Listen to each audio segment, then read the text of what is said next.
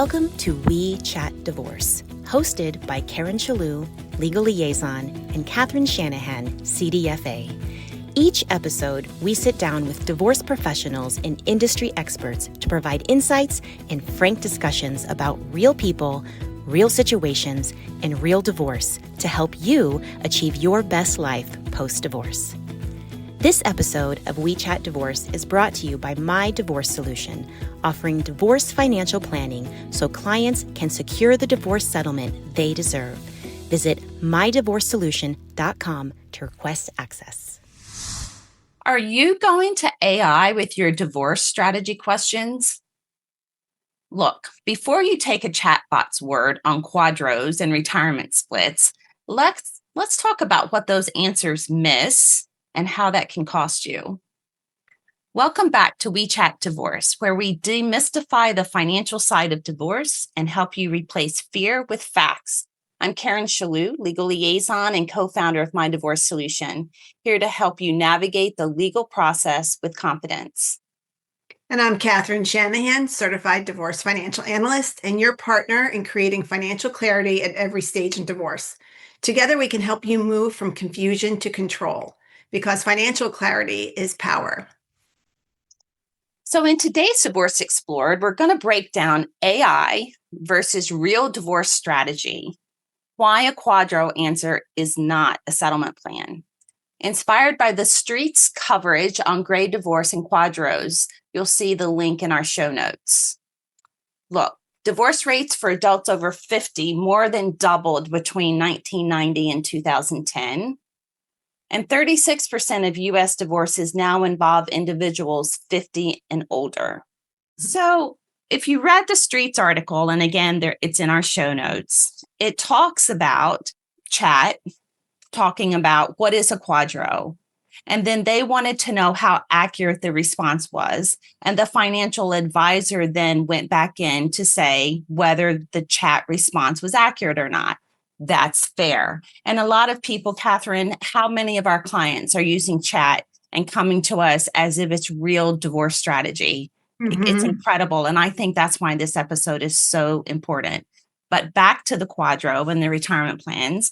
So AI can define what a QDRO is, but it will not vet your specific plan rules. It's called a summary plan description, and it explains, and we say it governs any specific retirement plans and lays out survivor benefits, loans, or timing risk. People can hear a certain definition and they feel, oh, this is all I need to know. This was easy. I don't need professionals. And then they sign the orders that don't protect payments if they stop, if a spouse dies, if something goes wrong, or if the QDRO never gets done in the first place. Yeah, and that's a mess. You can't even retire if your QDRO is not done. Remember that case that came to us, probably 9 years ago? Yeah. They wanted to calculate because the spouse was trying to retire and they never processed the QDRO. Right. Yeah. And what a mess. It is a mess. And a lot of people will even use the template that the plan administration will provide to draft their QDRO, which is not protecting our clients. It's just something that people fill in the blanks and they don't understand the impact of that. Yeah. So, and let's back up a minute, because if you're listening, you might be saying, what is a QDRO? Yeah. So a QDRO, how they write it out is QDRO, which stands for Qualified Domestic Relations Order. And then a lot of military is divided by a DRO. You drop the Q, and it's Domestic Relations Order. And what that is, a QDRO is what you use to transfer retirement assets, any ERISA run plan, not an IRA, not a SEP IRA, not a Roth IRA. They do not need a QDRO. But like a 401k or a pension or a 403b, that needs a QDRO. That's an ERISA run plan. And when you're doing this QDRO, to your point, let me just further define that when you do a transfer via the QDRO, there's no tax consequences for you receiving your marital share. But also what's important in that QDRO and what AI cannot do for you is specify, what happens if your spouse passes away before the QDRO is completed. you have to lay that out in your QDRO, right? And sometimes you have to negotiate that because people leave that out. And another thing AI is not going to do for you is, what if you want to do a one-time withdrawal incident to divorce? If you're not 59 and a half yet, there's a penalty to take out your retirement money. But incident to divorce, you could take a one-time withdrawal without the excise tax. It's still taxable income for you, but you avoid the excise tax if you do it within that transaction. So AI is not going to tell you that. AI does not replace a professional guiding you through this process. That's so true. And it's not going to tell you if loans are taken out, how you take the money, if it's in pay status or not, what's their single life annuity, things like that. There's so many details. It's not a simple document. It's not just something, a fill in the blank kind of document. And I think a lot of people don't know that. And, when they go to negotiate a settlement, or if they go to court, because a judge is going to split everything down the middle, and you don't need to do that because that's the most expensive way to divide your retirement assets. And it creates a lot of ambiguity and vagueness in your final divorce order. So Karen, I didn't read the article, and I know it's going to be in our show notes, but was it saying that AI would complete the QDRO for you and process it for you? No, Okay. The article was just to demonstrate how accurate AI can be. Okay. And AI did a good job of explaining what is a QDRO and why you need it. It Right. did a good job of that. Mm-hmm. But the point is, when you take that information and see it as a complete strategy, that's where it becomes a problem. Yeah. Because that strategy is, again, missing out on some of the information we just talked about. Do you need a one-time withdrawal? Where is the money being transferred to? What happens if your spouse passes away before the QDRO is completed? Yeah. And Catherine, how often do we see where this makes me insane? Well, I'm already insane, but a little bit more. When people are dividing if they're heavy, and this can happen in gray divorces a lot, where their retirement accounts are heavy and they don't have a lot of liquid assets for whatever reason. And so the negotiation is, okay, well, you'll take half of this retirement plan. And then I often hear you say, well, that's not liquid. So what do we do to balance that out? Because there would be tax impacts. So can you talk about that a little bit? Because I don't think people realize that. And the other thing that we see is when attorneys say, well, if you can just take a withdrawal from your retirement plan to pay attorney's fees. That's so common. Yeah. Yeah. So, a lot of the two biggest assets that people have is their real estate, their marital home, or their retirement account, right? Mm-hmm. So, typically the stay-at-home parent wants to keep the marital home because they don't want to disrupt their kids, or they just don't want to move. So what they do is they say, okay, you keep the retirement account. Or vice versa, it could go both ways. Another area is, balancing out assets. Let's just use the retirement. I rather have cash. You can have the retirement. Well, that's not comparing apples to apples. There's a different tax consequence to these assets. So if you're saying, yes, you could buy me out of the marital home with your retirement account, and then I'll take that money and go buy my own new home, you're getting at a minimum 20% less, because you have to pay taxes on that money to go buy put your down payment on a new marital home for yourself, or a new home for yourself. So you just have to be aware of what the tax consequence is to taking the retirement accounts into your column or onto your side of the spreadsheet, because you don't want to be shocked that you're getting less than because you forgot to consider the taxes involved. And again, with what drives me insane with these QDROs is, and I'm insane as well also, because the divorce process tends to do that to all of us, right? Is that let's just say it's you and I, Karen, and I have two 401ks, one from a prior employer that I never rolled over, a new one from my current employer, and you're my spouse and you have two as well. What they do, I see in so many agreements, we're going to QDRO all four of those.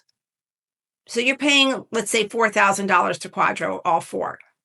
Well, why don't we reconcile what the balances are and do it with ease? So maybe one is staying in my name only, two are staying in your name only, and we're only balancing my one to make us even, to make us whole.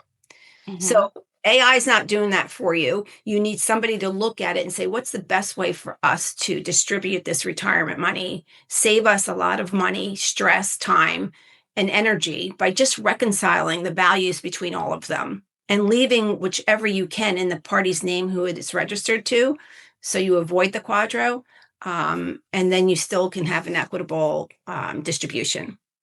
So true. And look, I'm a fan of AI. All professionals, I believe, are using AI now. But I believe what our clients don't understand, it's the experience and expertise of the prompts that you put into AI to get back what is good information.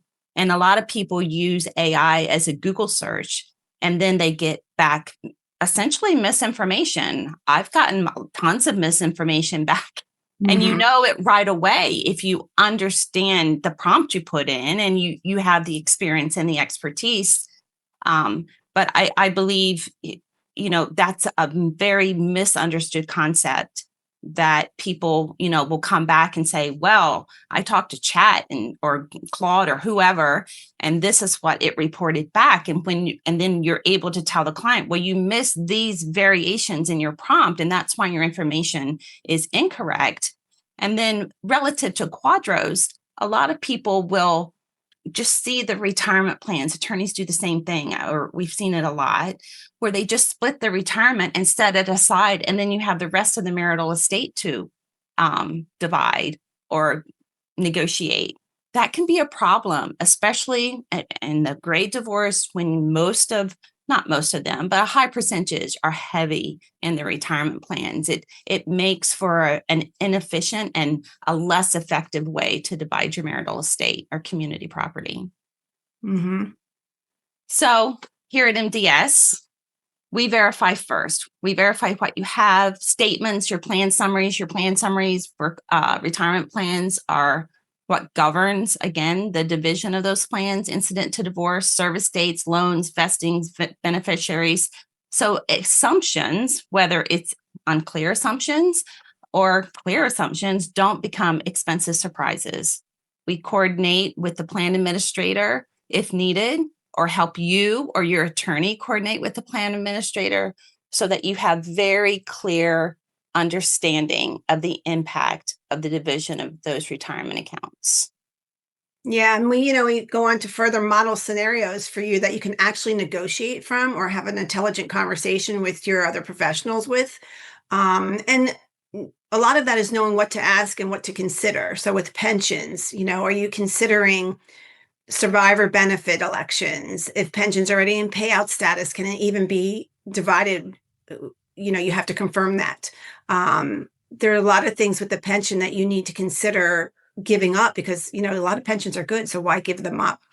A house versus retirement. We talked a little bit about it earlier. That's not an apple to apple comparison. There's tax impact to those decisions and liquidity problems, for both of them actually.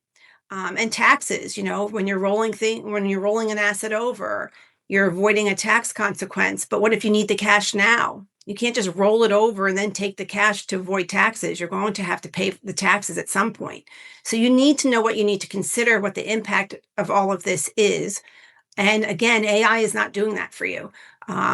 So be careful when you're going through this process and make sure that you are financially clear on the scenarios that are available to you. For sure. And look, we're here to help you. We believe every family, client, person divorcing should have an MDS portrait. But for sure, please ask your divorce professionals when you're dividing retirement accounts, have we verified the plan roles, the loans or survivor options? Do we have a valuation date Do we know the gains losses language and the processing timelines? Be very clear about that. It's very important information to you. And has the draft order been pre-reviewed by the plan administrator? That's huge. I'm a QDRO administrator. We don't do them here anymore because you really need to hire someone that just does them all the time. But those draft orders being pre-reviewed before they go to the court is critical. I totally agree. We've seen so many mistakes. So book your MDS financial portrait readiness check, and that to gather, verify, and scenario plan so your legal team negotiates from the data and the facts.